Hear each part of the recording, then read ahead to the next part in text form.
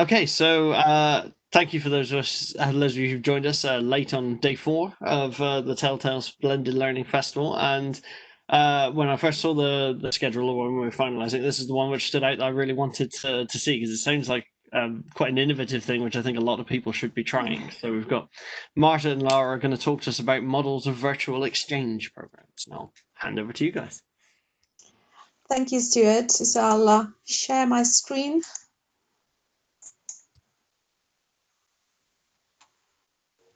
Okay, can you see the presentation? Yes. Okay.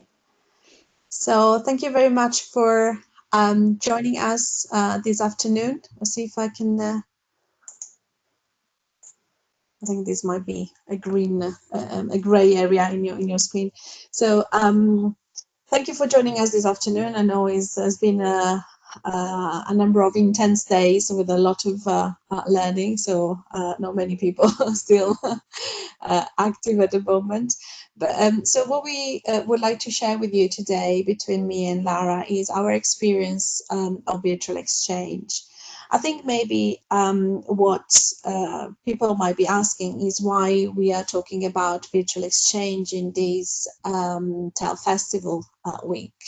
Well, I think that virtual exchange is a learning experience which is delivered online. So in this particular case is relevant to what we are trying to achieve for October. Also, building community is essential to virtual exchange. And again, in this week, we have had different presentations centered on how we can build a community online. So we are hoping that we can learn from our virtual exchange experiences and from the research around virtual exchange to then implement our blended learning starting from October. So what we would like to do in this presentation is to give you some, well, first of all, to introduce ourselves and just give you some background on virtual exchange. We will then look at some case studies, so the two specific programs that me and Lara developed within Science and CCI, and then try and conclude what lessons we can learn from our experience that would then apply for the blended learning. So to start with, I'll introduce myself and then pass on to Lara. So the way in which I would like to introduce myself is really by doing the same exercise that I have asked the students to do when they had to introduce each other in the virtual exchange program. So what I asked them to do was to produce a collage of pictures that represented different aspects of their life. And to get them started, I produced a little collection of pictures that represented some aspects of my life. So my living in Portsmouth, the research side of my job, the teaching, and the exchanges that I'm involved with. What was really interesting for me was the feedback that I got about this presentation of myself from my 9-year-old daughter. As soon as she saw this picture, she asked me, "Where am I? And where is Daddy?"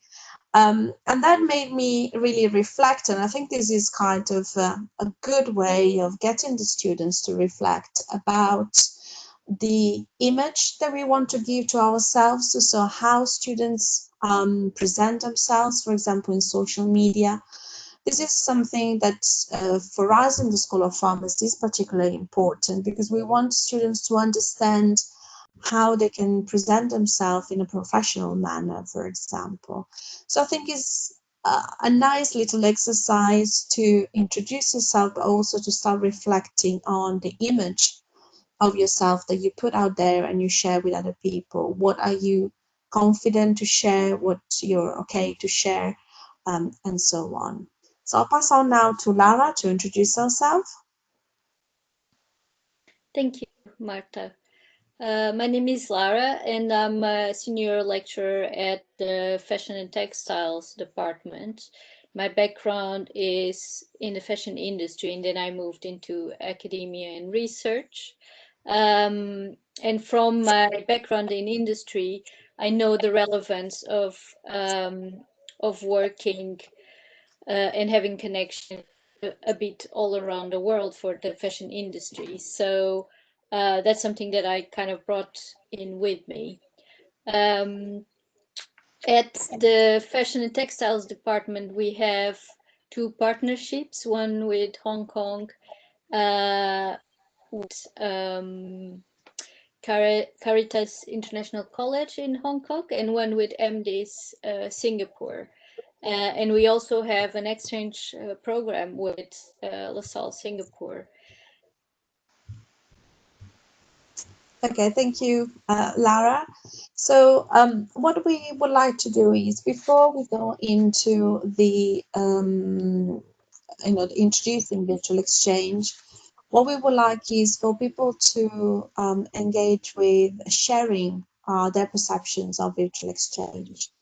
So in this week, we have seen a number of different tools that can be used to interact with participants online. So this is just another example of something that can be done. So you can either use the QR code or type in the address, which is answergarden.ch/1300188, and you can type in these on this web page just words that come to mind when you think about virtual exchange.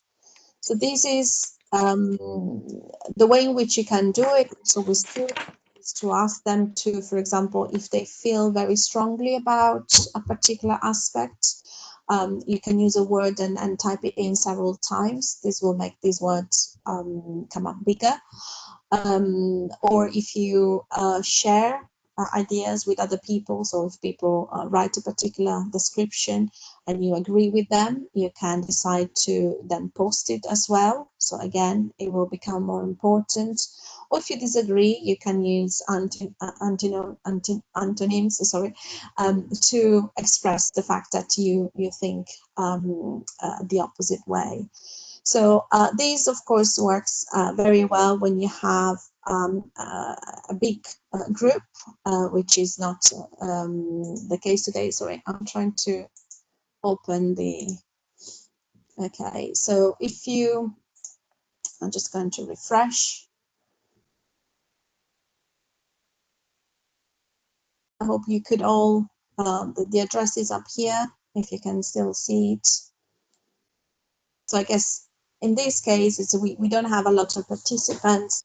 But what you can do is collect a lot of information about the opinions of the students or the participants. And what you can do is also an exercise of before and after. So you can look at the opinions of your participants before the activity, then have an activity and see how those opinions have changed. It could also be an exercise in terms of research around your teaching and your practice. So it could be useful feedback for improving the teaching that you're doing. I'll just do a refresh. Okay, so we have exciting opportunity, motivating, engagement, intriguing, game-like, hooking, necessary now.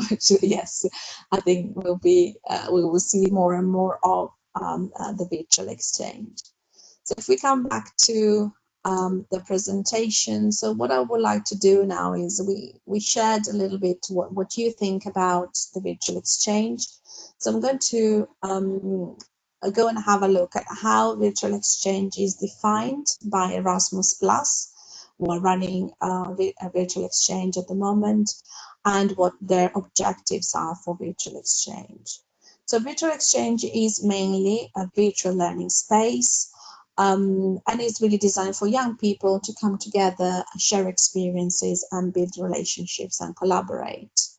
The idea is to have a sustained relationship. So this is not something that just happens once, but normally programs of virtual exchange would expand for a length of 4 or 8 weeks.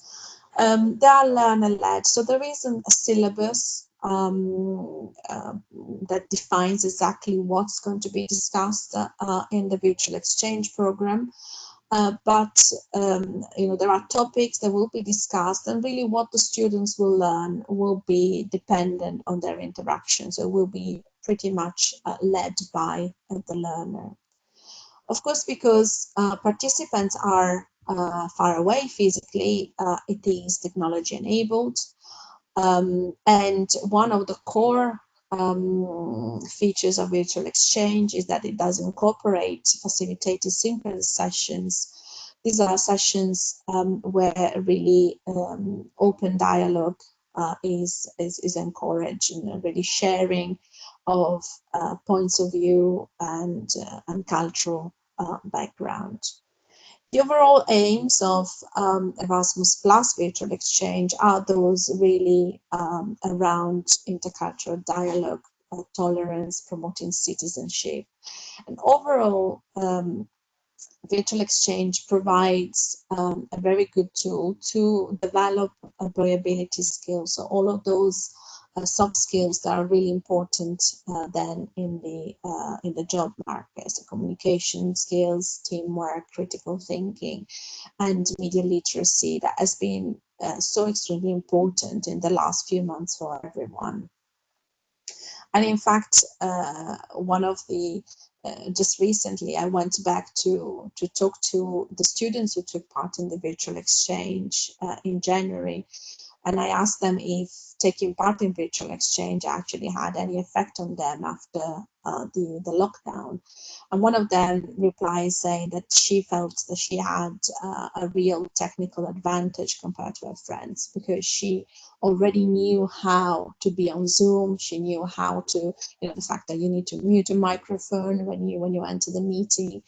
And she felt really confident.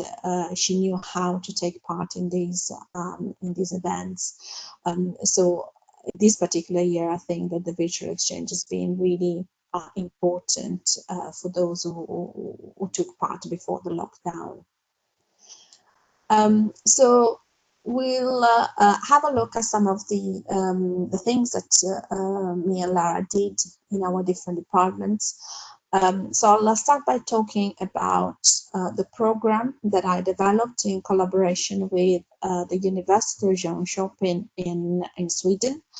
Our program was focused around interprofessional education. We had students from the University of Portsmouth studying pharmacy and nursing. We had students from Sweden studying biomedical sciences and dental hygiene. And we had students from the Netherlands studying medicine. So we had an heterogeneous group of students studying different healthcare related professions and coming together really to share their different perspectives that was based on their cultural background, but also on the profession for which they were preparing. And the idea was for them to really come together and share and understand how they can work together once they graduate and get into the profession. So when we were designing our program, we found it extremely helpful to base the design of the program on the 5 stages of learning described by Julie Salmon. I think these have been mentioned a few times during the week. I think they are extremely useful for developing online programs. The idea, so the way we went about this was really to design individual activities to allow the students to reach all the different stages of learning. So and initially, the focus is about making sure students can access your virtual learning environment. They are motivated and curious to do so.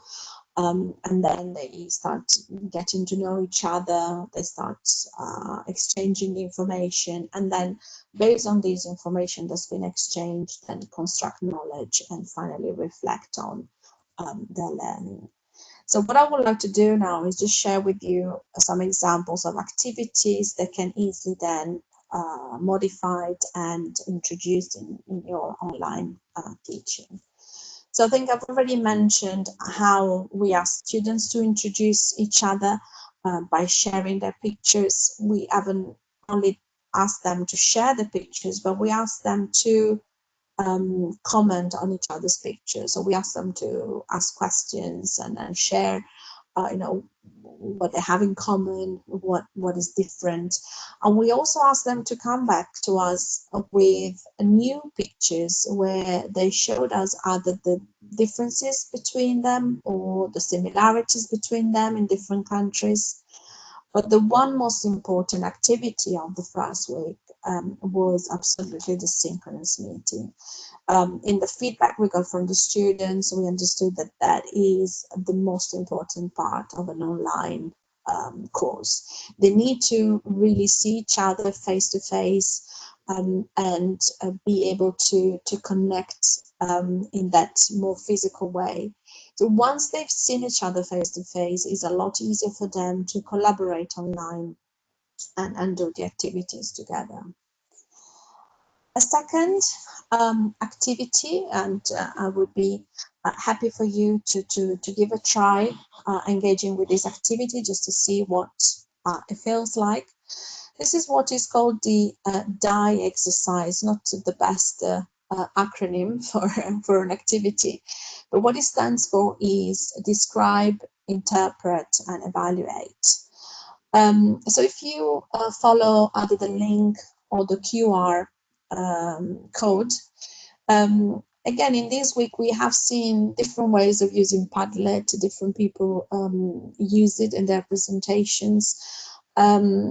So what I would like you to do, you'll find that there are three columns in the Padlet that you open. One is for describing. So look at the image that's been presented. And the idea is that, of course, in your different courses, you'll choose the image that is relevant to the topic that you want students to discuss.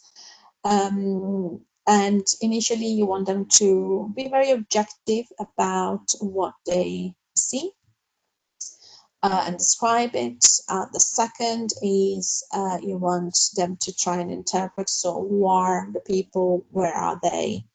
And then finally to evaluate. So what is happening? How are people relating to each other? What do you feel about what is happening?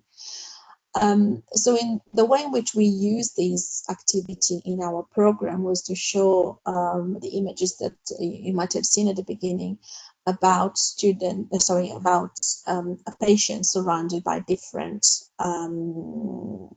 professionals. And we asked students to try and identify who these people were. And of course, they all tended to see their own profession represented in one or the other of the people, and that kind of triggered a conversation around the different roles that different professions have in different countries. Where, for example, the biggest difference was the fact that our pharmacy students would think that one of those people around the patient bed was a pharmacist, while for the students from Sweden and the Netherlands, that was not a possibility, just because pharmacists in their country don't work in the wards in the hospital. So that triggered that conversation and in-depth understanding of how roles change in different countries.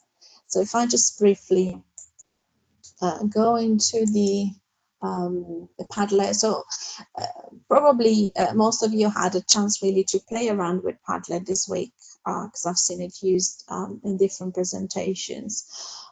What is nice, you can organize it in many different ways. You can react so that there could be a conversation. So I could add comments to what people are adding to the Padlet.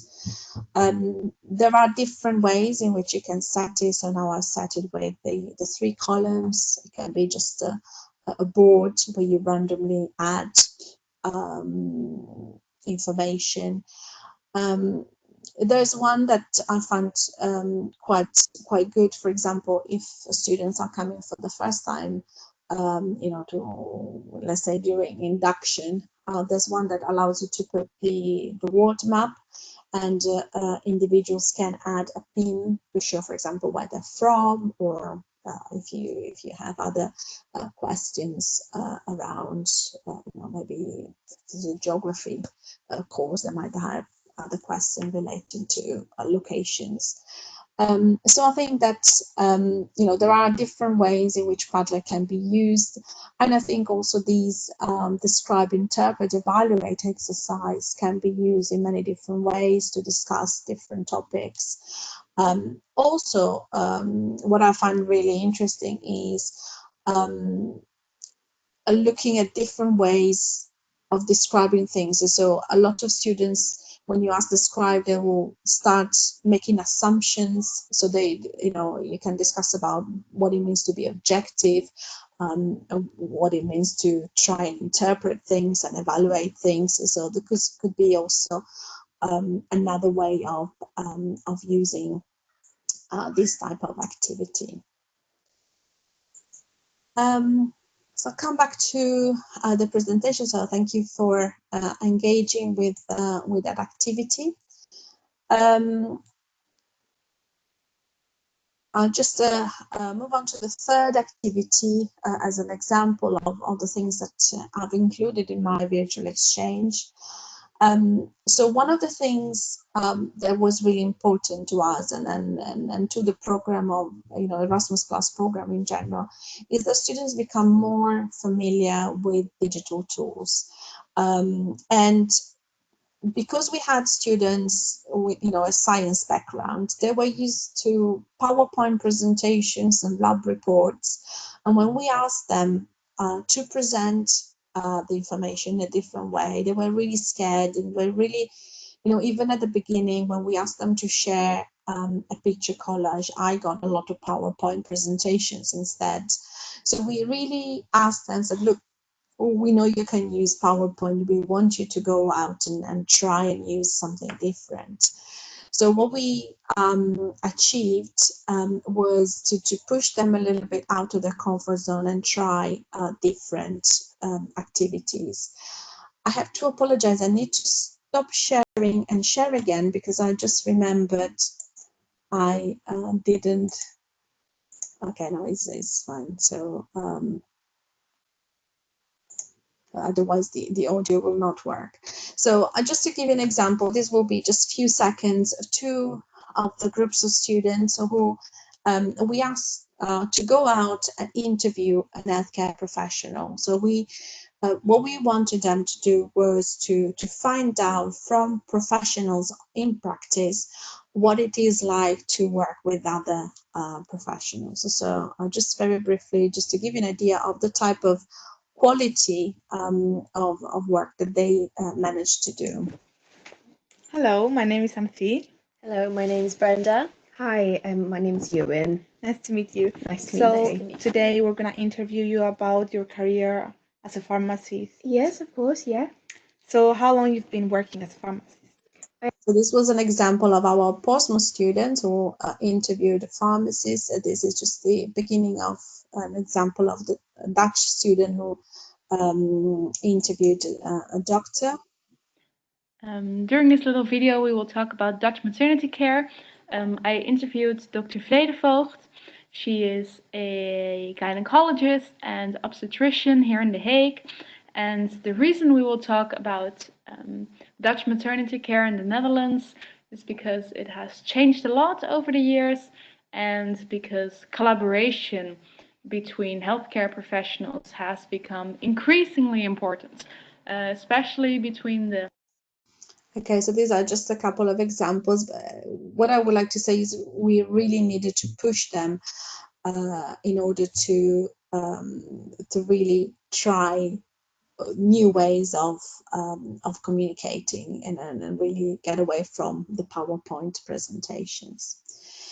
So I would say there were different challenges, and I just want to highlight two of them that can relate easily to the blended learning that we will be doing from October.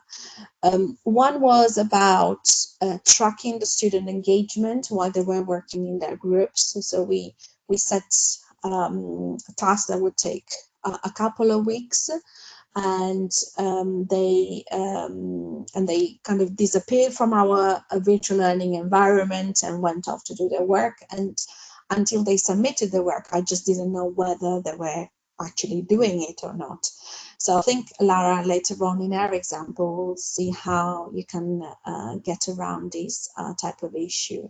And the other, which I have already mentioned, was the engagement with the digital tools. And I think this just highlights the importance of providing specific training to the students and allocating also the time for them to go and learn how to use these tools.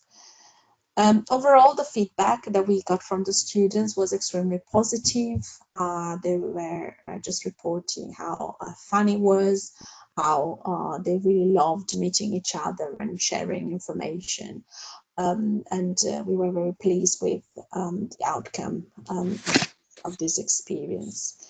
So I'm going to now pass on to Lara to share her experience. Thank you, Marta.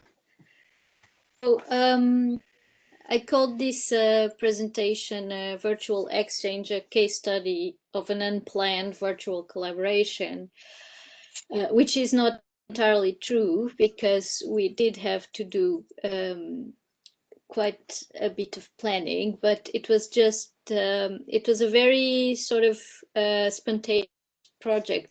Came from this meeting between me and Denim, who is a tutor at LaSalle, Singapore. We've known each other for a long time. And in our annual meeting that we usually have at the summer show in London, where our students present their work, we were having lunch and discussing commonalities and differences between our programs. And we started this idea of working together and developing a project together, and that's how we started. So we started planning it, and by January 2009 we started a project called the Indigo Project. So this was an international collaboration that was done virtually. And it happened because of, I thought there was a need for our students to have a bit of experience with students from a completely different cultural background, because they were usually quite shy to engage in Erasmus exchange programs and the exchange programs that were available to them at the time. So I thought this could be a good way to sort of break the ice and show them what the reality is and make them engage with other students. So we started this collaboration between our courses, which are both fashion and textiles courses. So students from both the universities were given a similar briefing that was to create a small capsule fashion collection that was driven by environmental concerns and indigo dyeing theme design brief. So we're both learning this new skill that was doing natural indigo dyeing. So that was something that they would have in common in their brief, but they would develop different approaches according to their own context. So the dialogue was established between the two groups through video presentations and video conference discussions. And the goal was to have a more inclusive and broader take on sustainability and sustainable fashion. And observe the different approaches in different parts of the world, and also student-led critiques from a diverse cultural background. So the challenges to these were mostly equal access to technology. So we had to make sure that students from the Singapore group and the Portsmouth group would have the same access to technology. Also, the definition of the learning outcome. So we had to kind of look at our curriculum and kind of see what we had and how we could bring this into our curriculum, integrating it in modules that were already existing, and kind of look at both our calendar and our learning outcomes and see where we would have parallels that we could translate into moments that they would get together. So that was about integration, and also define what was the incentive for students to participate. And Marta has already mentioned a lot of benefits of becoming familiar with these digital tools that they didn't know beforehand. And also there's the cultural and knowledge exchange that may happen between the different groups. The opportunities of taking part in a collaborative project are related to team building, for example. So we had both the collaboration between their own groups in Portsmouth, but also the fact that they would discuss their project with their Singapore partners, and they would meet their Singapore groups and have discussions with them. So also equality and inclusion that comes through the idea of knowing more about a different culture, and also knowing more about these different professional contexts of the different countries. Sustainability and learning about what methods people in other parts of the world are using and how are they using it. So this was very relevant for our program. So it was really precious to have input from a different background and different experience, and what knowledge they could share with us. And flexibility and resilience. So our students had to adapt to this new way of learning and this new way of communicating with others. So they had to adapt their skills and also be very adaptable to what they had to do when they would meet these other people. So we started a bit like Marta did by introducing students and their work through non-synchronous sessions. So we decided that the best way to start this project was to give the students a set of questions that would offer guidance on how would they introduce themselves through a video. So all of our students worked in groups, and they did very short videos that would answer the following questions. Who are you? What is your project about? What have you done so far?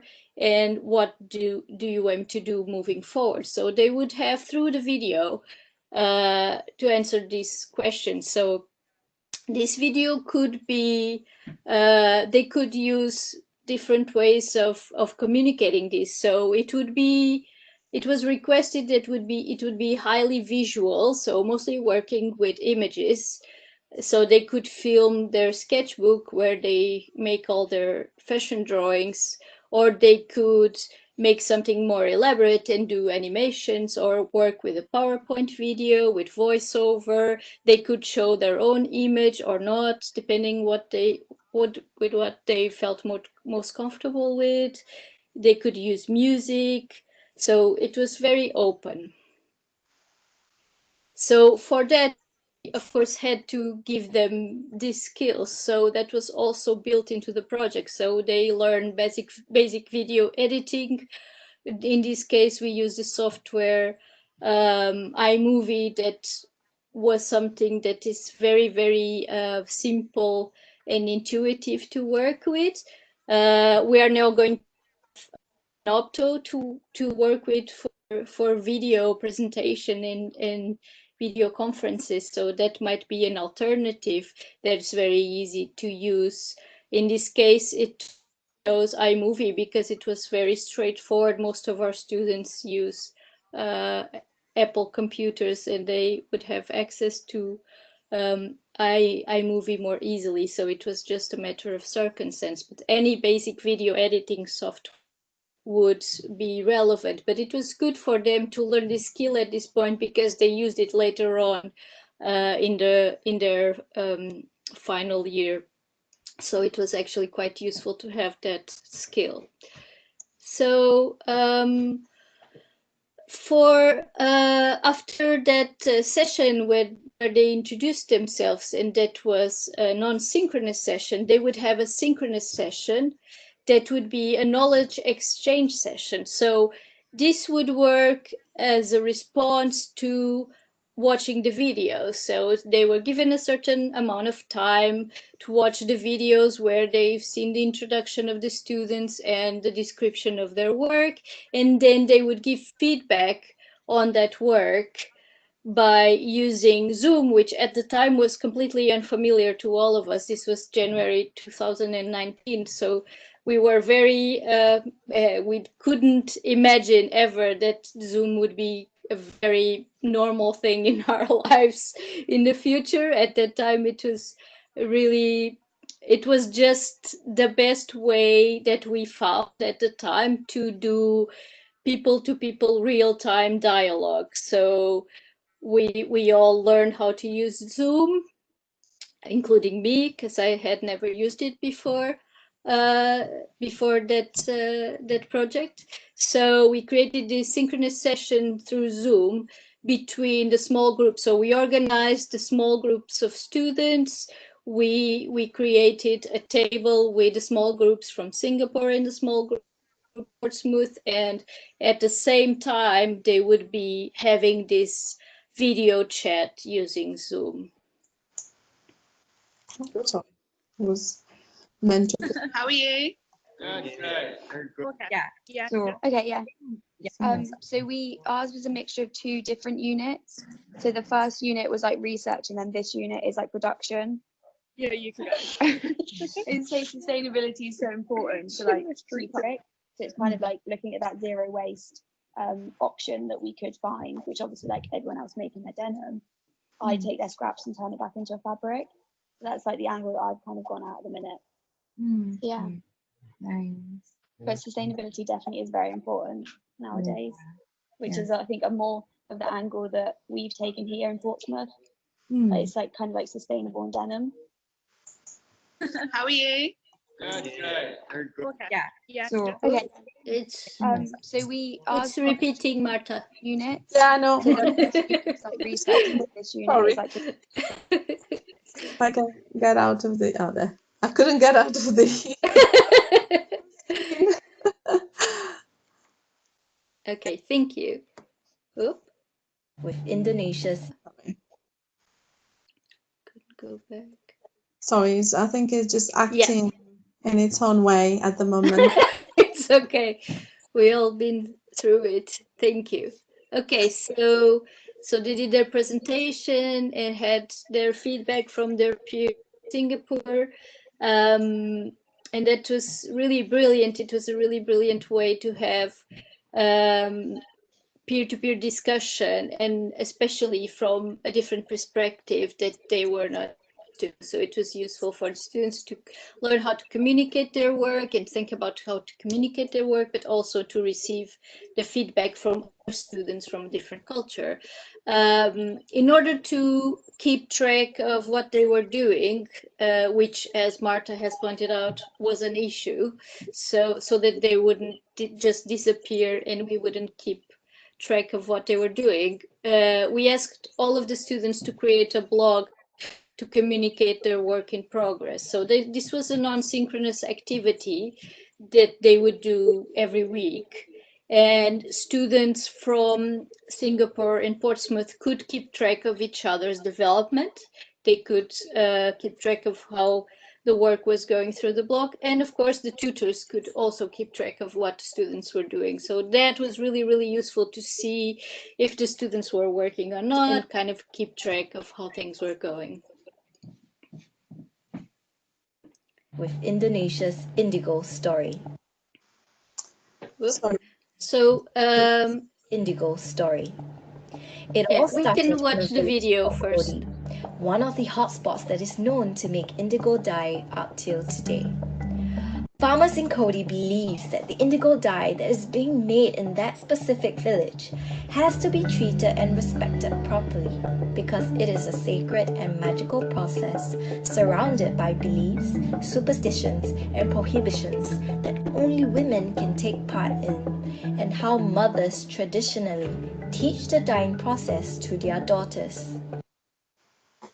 So this video really shows you how the approach was quite different from the students from Singapore to our students, and how they, as the students in Singapore, were quite close to places that are very culturally connected to cultivating and producing indigo dye. They could visit these specific places and collect information about them, and they pass that on to our students. While our students, for example, used a lot of recycling techniques because they had access to second-hand shops, which we found that it was really uncommon in Singapore, and due to cultural reasons, it was really uncommon to have second-hand shops and to recycle and to be comfortable with the idea of reusing. So that was something interesting to discover throughout this process.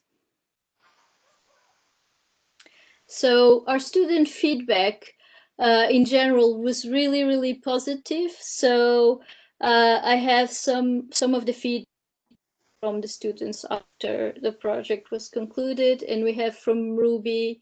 The video conference really helped to articulate what your project is about, and it was not so much about the feedback, but kind of how you describe your project to people.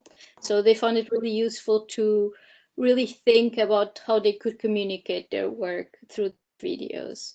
Also from Katie, I learned how it is so important to see how they interpret sustainability in their culture and designs. It was amazing to talk to students in other countries and how they learn. We found they gave us so many ideas to add to our work, which was amazing and so helpful.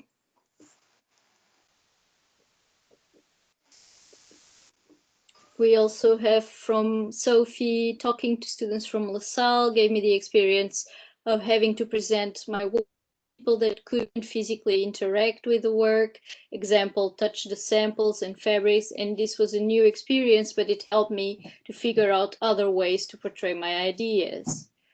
Or I learned to look into deeper meaning of a design brief, as my Singaporean colleagues interpret the design brief very differently from me, and look into the health of workers working with denim and indigo dyeing. And they've also looked on how to use the indigo vat as medicine. I feel that this collaboration experience was very interesting to see how other international students work and see how they interpreted the design briefs. Professionally, I had never had this opportunity to collaborate with from an international university, from Megan, and also a negative comment, which I think is very important to have here because it also represents what can fail in this kind of collaboration. From Mariah, my group was really useless. They didn't even look at my work, so we just told them things to do with their work, and that was it, I'm afraid. So that was Mariah's feedback, and that is the final slide is about the exhibition we did. So that was a very nice conclusion to the whole project, which is we had all the work that we had produced, we had videos from our partners in Singapore, so we ended up by doing an exhibition to disseminate this work, where we show the videos from Singapore and the work produced by our students. And I pass the word to Marta. Thank you, Lara. So we just come to a conclusion and leave some space for question. So we've given this webinar before where we really looked at a lot of aspects of the virtual exchange. And so if anyone wants to know more about virtual exchange, we're happy to be contacted and talk about that. But what we would like to do today is actually see what are the top take-home messages that translate from virtual exchange to the 2020 blended learning, which I think is kind of, is the focus of this week's discussions. So I think that one important thing that we both realize is that your online teaching and your online experience must be based on a solid pedagogical design. And we all have very clear learning outcomes to start from, and also the learning outcomes then guided our choice of tools. As I said, this week we've seen a lot of them, but we really need to focus on what we are trying to achieve and then choose the correct tools to achieve that. Also, something that we've learned is that the students value the having fun part of the experience. So I think we need to be very aware of the fact that we need to be offering a variety of activities and novelty in what we propose, but also that the having fun is not necessarily dependent on us. It's not about what we propose them to do, but is the fact that they can meet and work together, and that is what they really enjoy. So we need to make sure that those social aspects are really embedded into the learning experience, as this year there will be not the opportunity to get all that getting to know in the background, meeting after lectures. So we think that these are really the main things that we learned. I feel very fortunate that I've run the virtual exchange program because I've learned so much about online teaching, and of course then how to translate it to blended learning. So if you do have more questions after this session, you can contact us by email, but we are happy to answer any questions now. So I'll just stop sharing so we can see the chat. So I think my computer is having some trouble.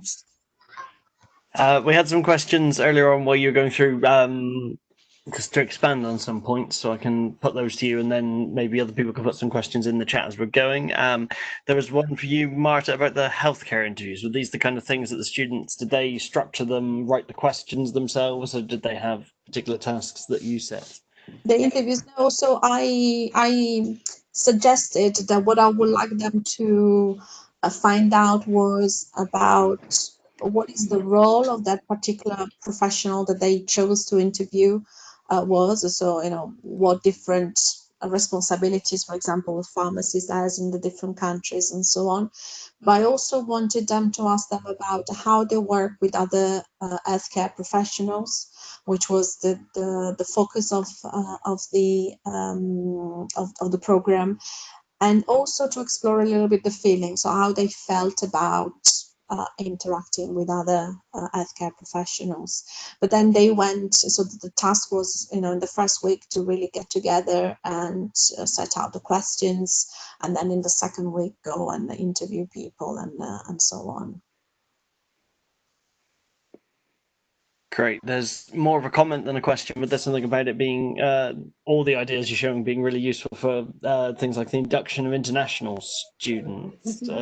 Were there any of your cohorts which were international students? You had a lot of feedback at the end, but was there any mixed or any different perceptions from international students to the home students, for example? I don't know, Lara, do you have, did you collect feedback from the international students?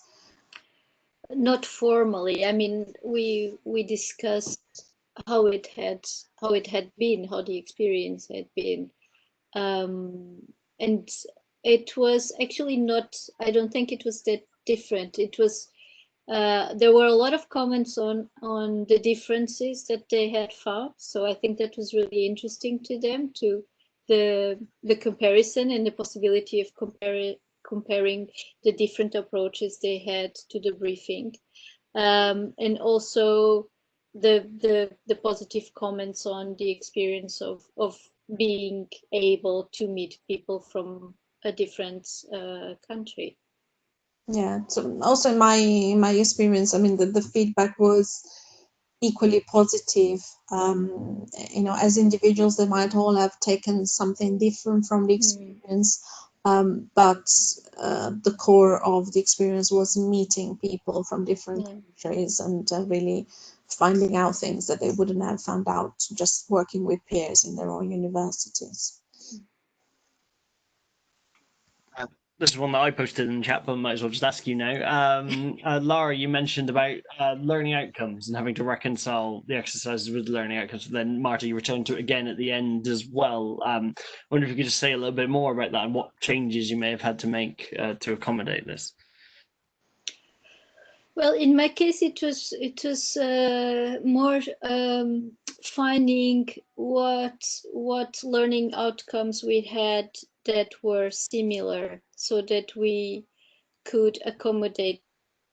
So it was not necessarily changing them, because we couldn't make those changes that quickly, but it was more to sort of direct the project to be able to respond to the learning outcomes that we had in common between the two courses of the two universities. And we did have learning outcomes in common. So it was just finding those commonalities between the two curriculums. Yeah, for us was slightly different because the virtual exchange I ran wasn't embedded in the curriculum, so it was just an extracurricular activity. So we could really design the learning outcomes specifically for the course.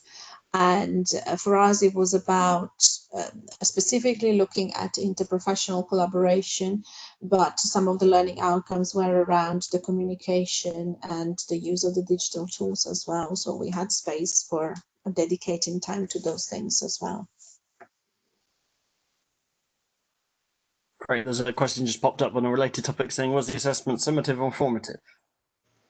Okay, so in my case, there wasn't an assessment. It was just really about completing the task to get a digital badge at the end.